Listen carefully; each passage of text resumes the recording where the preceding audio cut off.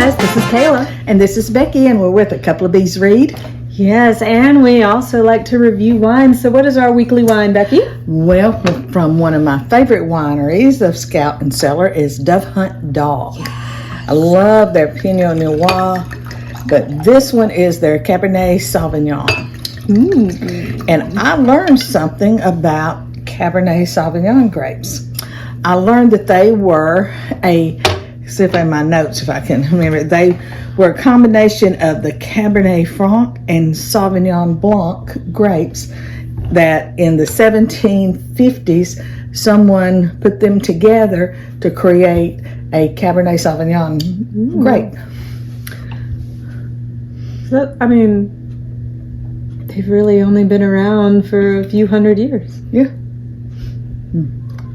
And I've drank this wine many times.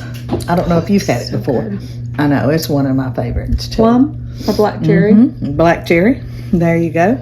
It has also black raspberry. That was the other one. And a little note of vanilla. It's very bold. It's very fruity, but it's also very smooth.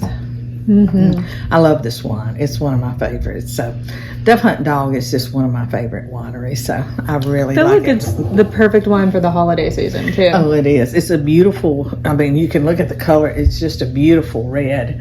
And, you know, great gift for a hostess. You know, we have holiday specials going on. So look up Scout and Cellar clean crafted wine. You know, there's no additives, there's no pesticides used.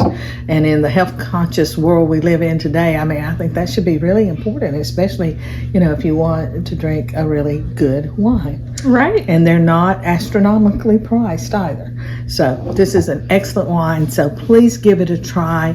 It goes, of course, it goes well with, believe it or not, Chinese, but of course any kind of beef or even wild game. And we know there's a lot of deer hunters out there this time of year because it's hunting season.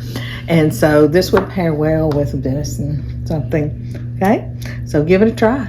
Absolutely. What are we looking at this week? So this week I don't have a shiny book cover to show you, but I read on my Kindle Pretty Girls by Karin Slaughter, which really, since the book is a couple of years old by now, but since it came out, I've had a lot of people recommend it, including my sister-in-law, who sometimes recommends things that I'm like, they need to put their clothes on because, you know, I'm a prude.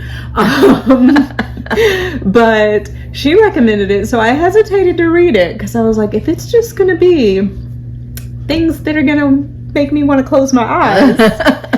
But it's not. It's not. It is really just an amazing layered thriller. Great. So it has three point of view characters. So you've got Claire and her sister Lydia, but you also have chapters from their dad's point of view. But their dad has been dead when the story takes place for years. It's told from his old journals.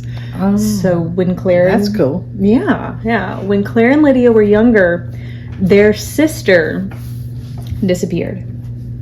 And her disappearance was never solved.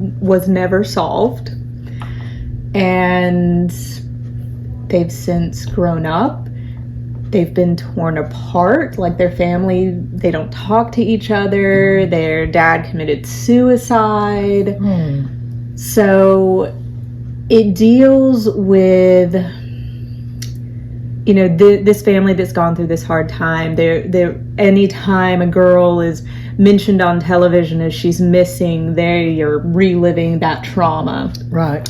And so it deals with these deep emotions. And after Claire's very wealthy husband, Paul, dies,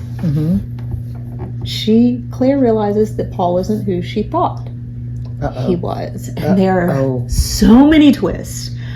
So, like, and this is where it gets hard to, like, tell you about this book because I don't want to give anything away. But Paul basically broke up Lydia and Claire's relationship because Lydia made a claim against Paul trying some stuff with her.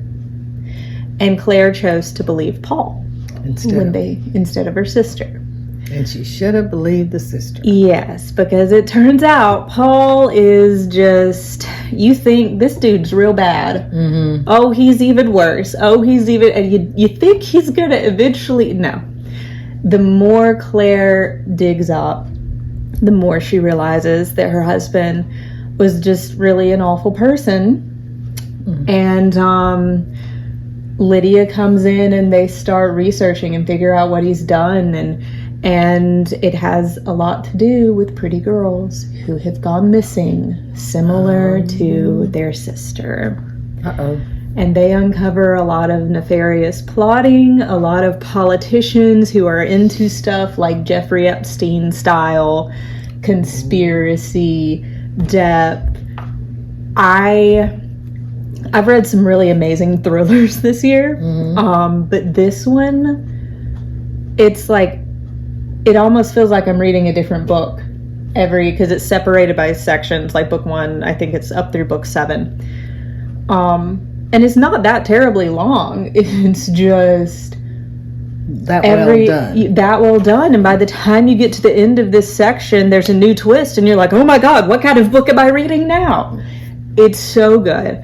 I've barely been able to put it down. I was listening to it on audiobook, as you can see from our picture, and I had to turn off the audiobook because that person was not talking fast enough, and I had to start reading. Especially there's a twist in the middle that, like, guys, if you read it, you're gonna get to that part, and you're gonna probably come back here and comment and be like, you should have warned me. And I shouldn't have. But please do. If you haven't already read Pretty Girls, you should definitely check it out.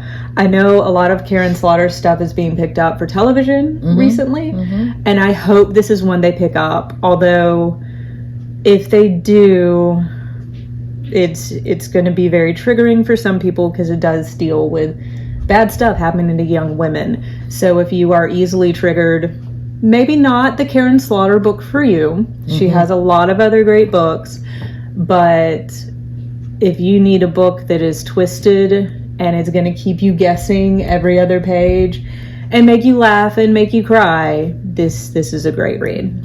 Wonderful. You need to add this to your list. I need to put that on that big pile of lists. Look, when you get to that twist in the middle, you're going to call me and be like, you should have warned me. Should have told me. I got it. Okay. Yeah, it is awesome. A fantastic read. Definitely 5 stars.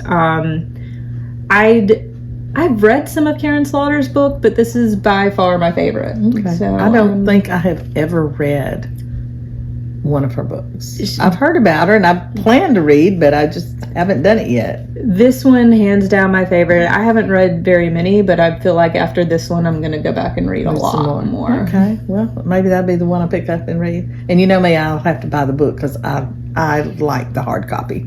So that's just me. I mean, I have a Kindle that you gave me that I have loaded up with books. But, yeah. And I read them sometimes, but it's really good. And also, it takes place in Atlanta. Not far out the back door. The main character, like Paul and Claire, met at Auburn. Well, there you go.